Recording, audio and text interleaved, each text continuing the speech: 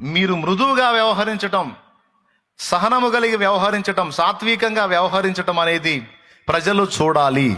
ఎందుకంటే లోకము మిమ్మల్ని చూసి పరలోకమందున్న తండ్రిని మహిమపరచి అది కూడా మీ మార్గంలో నడవాలి అంటే ఖచ్చితంగా మీలో కొన్ని సంగతులు అది చూడాలి.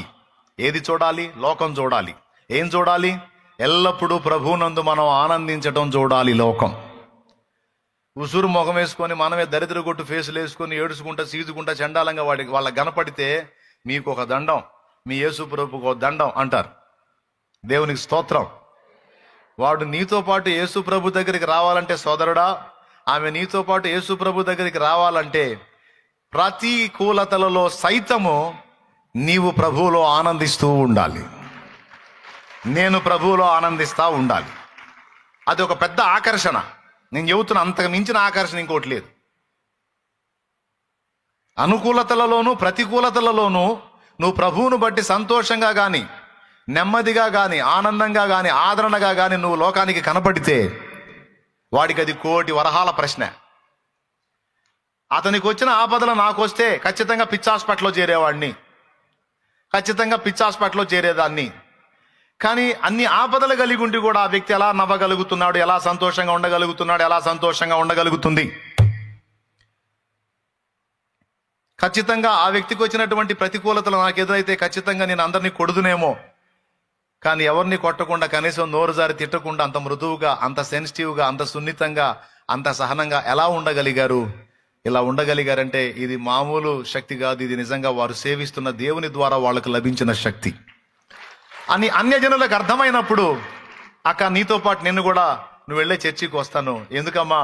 ఎందుకంటే నేను నీ జీవితాన్ని చూస్తా ఉన్నాను. ఎలాంటి ప్రతికూలతలలో కూడా నీ పెదాల మీద చిరునవ్వు పోవటం లేదు. చాలా సంతోషంగా ఉంటావు, నింపాదిగా ఉంటావు. నీకున్న సమస్యలు 24 ఉంటే వాటన్నిటిని పక్కన పెట్టుకొని మాలాంటి వాళ్ళ సమస్యలను ఆదరిస్తూ ఉంటావు, ధైర్యపరుస్తూ ఉంటావు, వెన్నుతడతా ఉంటావు, నిబ్బరపరుస్తూ ఉంటావు. నిజంగా నిన్ను చూస్తుంటే నీ దేవుడు ఎంత గొప్పోడో, ఆయన యందు ఎంత విశ్వాసం ఉందో, నీకు ఎలాంటి శాంతిని ఇవ్వగలిగాడో నాకు అర్థమవుతుంది. ఆ దేవుడు నాకు కావాలా, కానీ నీ వెంటబడి రావాలి. Amen, amen. అలా కాకుండా నువ్వే ఈశ్వరమంట తిరిగితే, అలా కాకుండా నువ్వే ఉసురు ముఖం వేసుకొని తిరిగితే, అలా కాకుండా నువ్వే తుమ్మల్లో పొద్దుపడిసే ముఖం వేసుకొని తిరిగితే, ఆ ముఖం వేసుకొని చర్చికి వస్తావా నువ్వు అడిగితే, అప్పుడు ఆ మనిషి ఏమంట, ముందు నువ్వు పోయి నువ్వు సంతోషంగా ఉండమ్మా, నిన్ను చూస్తేనే సగం ఏడిపోతుంది మాకంటారు. ఎందుకు జనములకు తెలియబడాలి? మన ఆనందం తెలియబడాలి, మన సహనము తెలియబడాలి, మన మృదుత్వం తెలియబడాలి. ఎందుకంటే వారు కూడా ప్రభువుని విశ్వసించున్నట్లు, పరలోకమందున్న తండ్రిని మహిమపరచున్నట్లు అన్యజనుల ఎదుట, ప్రజల ఎదుట మన వెలుగు ప్రకాశించాలి.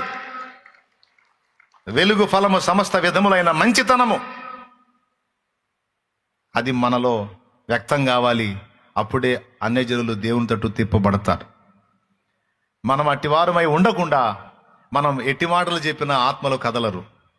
ఇది వాస్తవిక సత్యం. చెవులు గలవారు విందురుగాక.